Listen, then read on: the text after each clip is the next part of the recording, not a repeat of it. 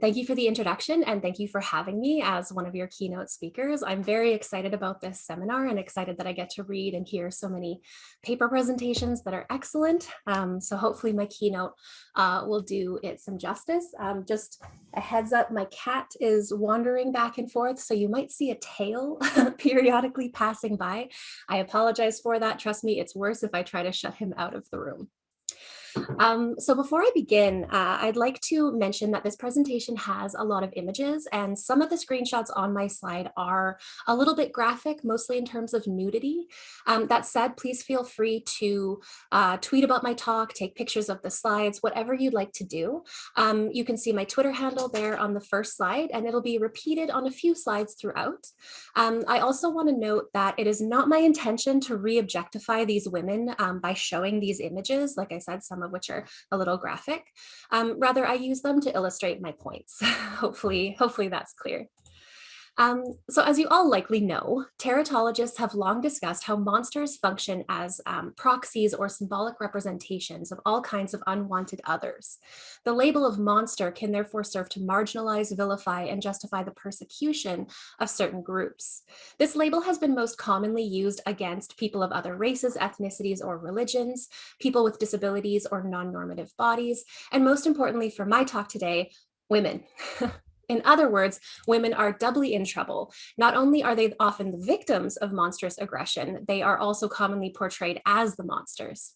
As J.J. Cohen has noted, the woman who oversteps the boundaries of her gender role risks becoming a Scylla, Weird Sister, Lilith, or Gorgon. This overstepping might be sexual. The sexually active woman becomes the seductive succubus or siren, or even the vagina dentata. It might be maternal. The domineering mother or stepmother becomes the fairy tale witch. Or it might simply have to do with age. The old woman who's powerful or childless instead of innocent and grandmotherly becomes the cackling hag or crone.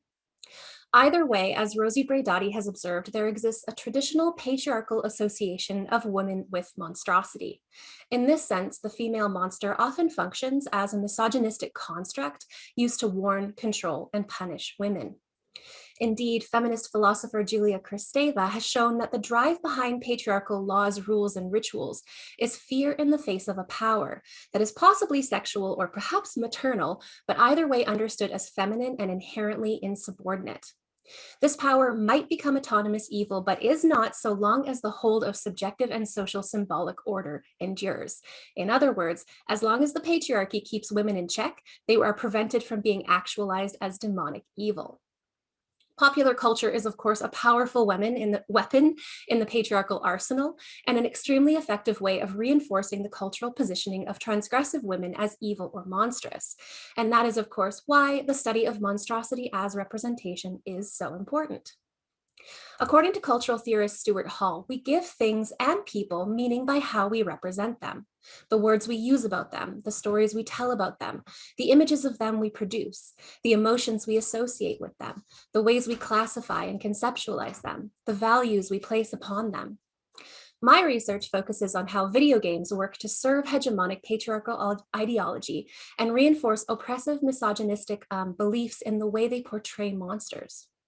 While a lot of work has been done on gender representation in games, that work has largely focused on the portrayal of human women as damsels in distress, rewards for the player character, sexualized protagonists, or background decorations subject to the male gaze.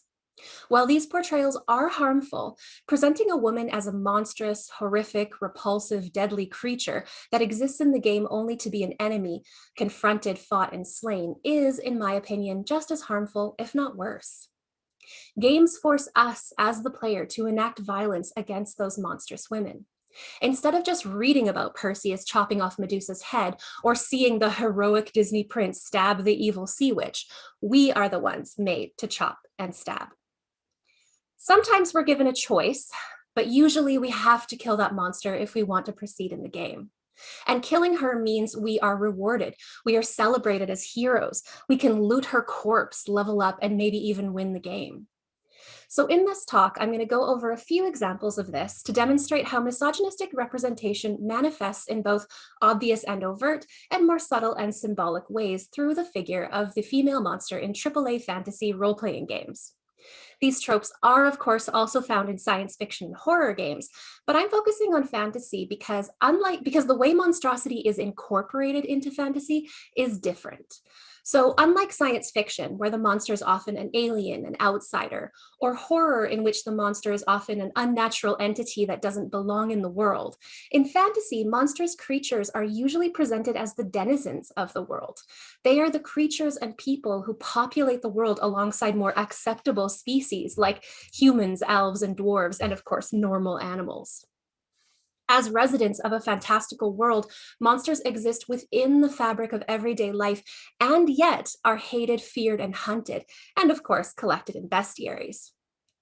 In this sense, I feel that a fantasy setting for monstrosity is potentially more insidious, problematic, and reflective of our reality, in which individuals or groups of people who deserve rights and respect are othered, marginalized, and oppressed.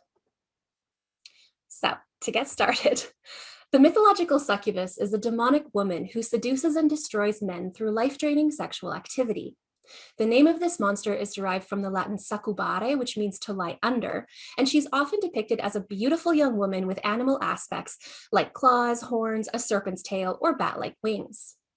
The succubus has taken many forms in cultures around the world, but as an archetype, she embodies a misogynistic distrust and fear of female sexuality, as well as patriarchal attempts to control that sexuality by framing it as monstrous and evil, or relegating it to a kinky fetish that needs to be owned or tamed. Here, we've got the succubus from World of Warcraft, a highly sexualized minion or pet for warlock class players to summon, designed to evoke dominatrix imagery and yet be obedient to the master. And in the Witcher series, in which succubi, according to the bestiary, are motivated by one thing and one thing only, an insatiable lust, which has pushed more than one man to madness or even death. The player can choose to either fight and murder them or let them live in peace. And in The Witcher 2, the player can even have Geralt sleep with a succubus in exchange for helping her. Note how in these examples, the hybridity of the succubus is carefully delineated with some specific animalistic elements, but with faces and breasts that remain human and conventionally attractive. While this certainly does present a dehumanizing association between women and animals, it does not seem to detract from their sexual appeal. However, some games break free from the sexy woman with bat wings trope in favor of a more horrific design. In God of War Ascension, the succubus Ampusa is a naked woman with horrific spikes for legs and elongated insect-like arms, whom the player character Kratos must fight and kill. Ampusa's designer, Izzy Medrano, who apparently has been said to concept some of the best boobs in the industry, describes his design process in this sort of mini documentary you can find on YouTube. So I'll show a brief clip of that now. She is a succubus. She's supposed to be enticing to men, and that's how she manages to get close and suck their blood. Everything in the core is very sort of standard feminine ideal, and then as it gets out to the extremities, you can see it gets real twisted and freaky. I pitched a reveal for her where perhaps it's like the sex mini game, so you can walk up to her and you know, initiate the sex mini game, and then the reveal is boom, it's this horrific, awful monster. Wonderful. So in Dante's Inferno, the most common enemies the player encounters in the circle of lust are hell's succubi, called temptresses.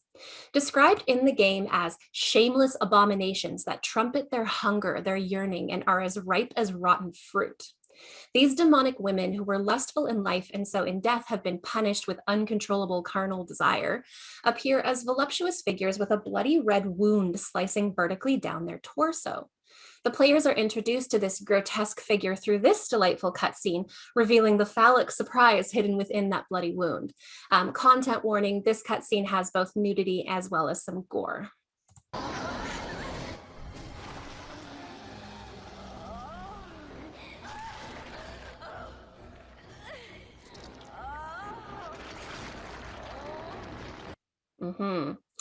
So between these examples, we can see that the succubus is misogyny made manifest, embodied, women who are fetishized, sexualized, lustful, but also demonized, punished, made monstrous in relation to their sexuality. These games allow players to enact masculinist power fantasies by owning her, controlling her, or murdering her. And then we've got Sirens. So the siren is really another version of the succubus, embodying that same kind of dangerous, deceptive, predatory female sexuality and seduction. Although they were originally half bird women in Greek mythology, sirens in the sort of contemporary cultural imagination are beautiful women with fishtails instead of legs who use their enchanting voices to lure unwary sailors to their deaths. In The Witcher 3, a succubus accuses Geralt of only sparing her kind because they have ample breasts and a pretty face.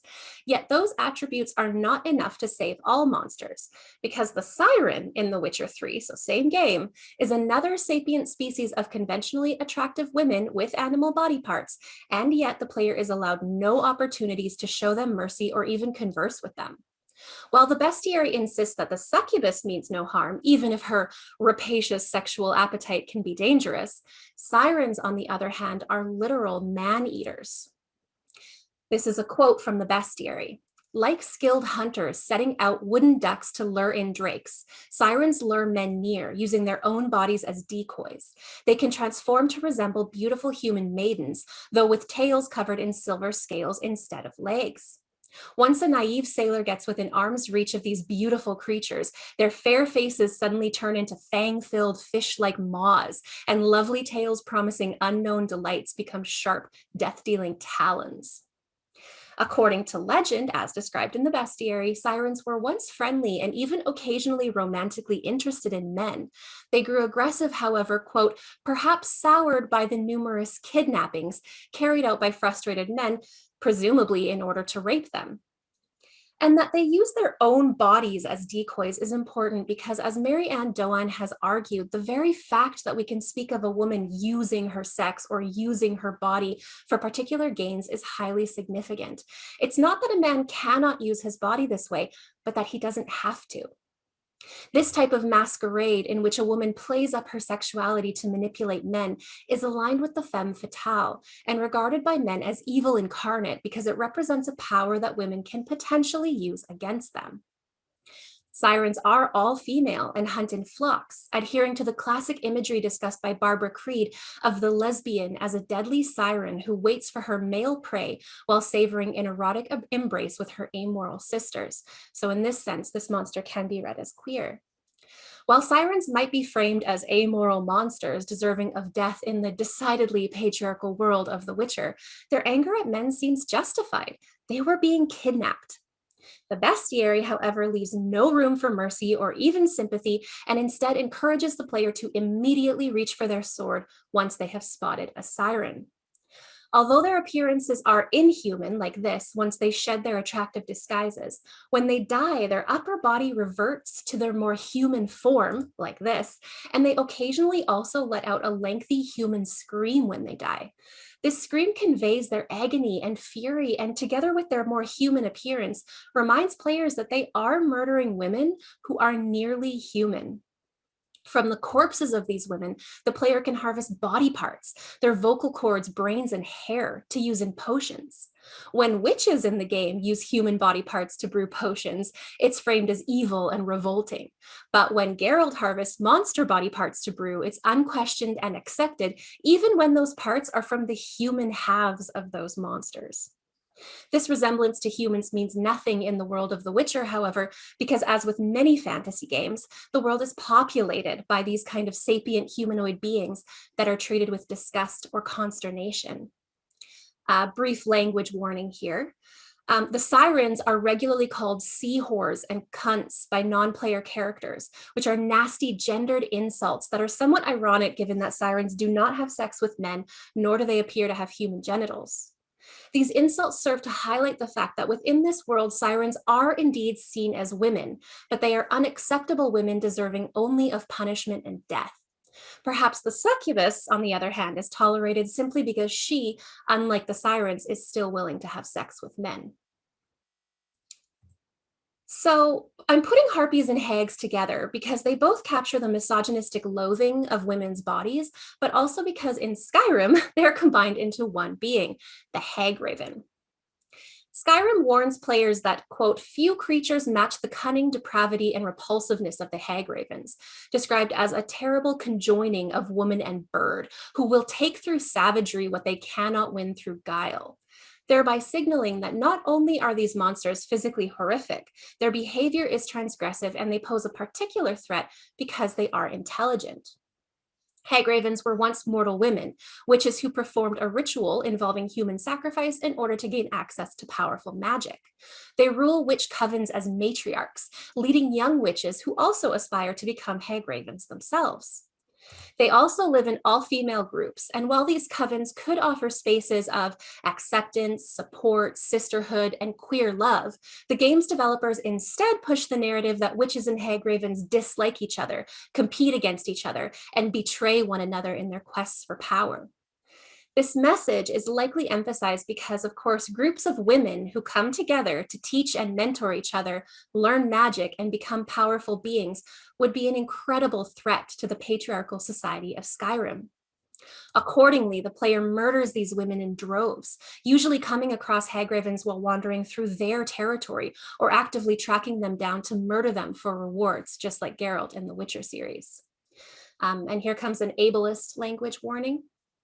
So the in-game description of the Hagraven as having the visage of an old crone sat atop the body of a contorted, misshapen human body, combined with the focus on the Hagraven as an all-female species, demonstrates her positioning at the intersection of sexism, ageism, and ableism. Skyrim falls into a long tradition of linking old age with physical disability and presenting aging female bodies as horrific and deformed.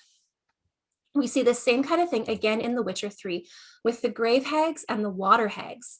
According to the game's bestiary, grave hags resemble age-deformed women. And water hags are hideous with, that's a quote, with, quote, wrinkled, wart-covered bodies, and also described as deformed humanoids that, quote, resemble gigantic hunchback crones with long claw-like hands, drooping breasts, tangled hair, and gaping maws full of crooked, yellowed teeth. While calling a water hag a deformed humanoid does not make sense, since they're an entirely different species from humans, it does speak to the ableism underpinning the creature's design. The emphasis on her body as hunchbacked and having crooked yellowed teeth also draws on both ableist and ageist imagery, as these are physical traits associated with both a non-normative appearance and an aged body. And of course, the unnecessary mention of her drooping breasts highlights the ageism and sexism behind the description and art design, in which, as you can see, the water hag's body is naked. And together, these descriptions are all clearly intended to evoke a reaction of disgust and loathing in the player. So I'll stop there with the examples, but I want to emphasize that there are so many more monstrous women that I could have talked about. While I focus here on sexuality, old age, and physical disability, there are also monsters that embody fear and hatred towards fatness, queerness, pregnancy, mental illness, and so on. I'm actually defending my dissertation next month, so it will be publicly available soon.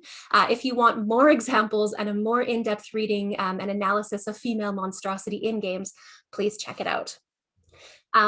So while most gender-based games research, as I've said, has focused on human characters, monsters cannot be ignored when considering representation. Portraying women as monsters whose appearance and behavior suggest that female sexuality is threatening to heterosexual men, that women use their bodies to lure men in, that older women's bodies are horrific, that physical disability is monstrous, these portrayals are harmful. On top of reinforcing misogynistic beliefs that monsters have represented since antiquity, they alienate female players, and really any players who might see in themselves aspects related to that transgressive or non-normative monster. I want to emphasize that I am not saying there should be no female monsters in games. Rather, I'm advocating for monsters that are not monstrous in relation to their biological femaleness, their aging bodies, or their sexuality. These tropes are overused, derivative, and incredibly problematic.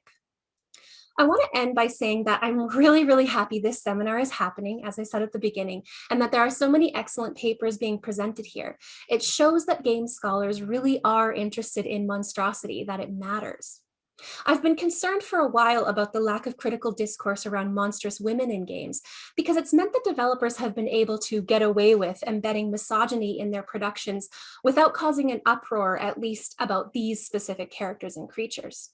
Labeling these women as monsters seems to make them invisible, easier to hate, fear, and kill, harder to analyze. I'm invested in making this invisible kind of female representation visible. Killing a monster seems ordinary and obvious. We've been telling stories about killing monsters since time immemorial. But when we start to ask what kinds of monsters our heroes kill and why, a particularly terrifying picture starts to form. In games, this hits even harder as you, the player, are forced to be the one to tame these monstrous women as pets, have sex with them, or enact violence against them, fighting and murdering them to reap the rewards, loot their corpses, and win the game. This complicity is precisely why studying the monstrous in video games is such an important task. We do not simply watch the cathartic reenactment of heteropatriarchal violence directed at non-normative and transgressive bodies. We perform it. It's time to start rejecting these tired, harmful tropes and to start redeeming, reclaiming, and re-envisioning monstrosity. Thank you.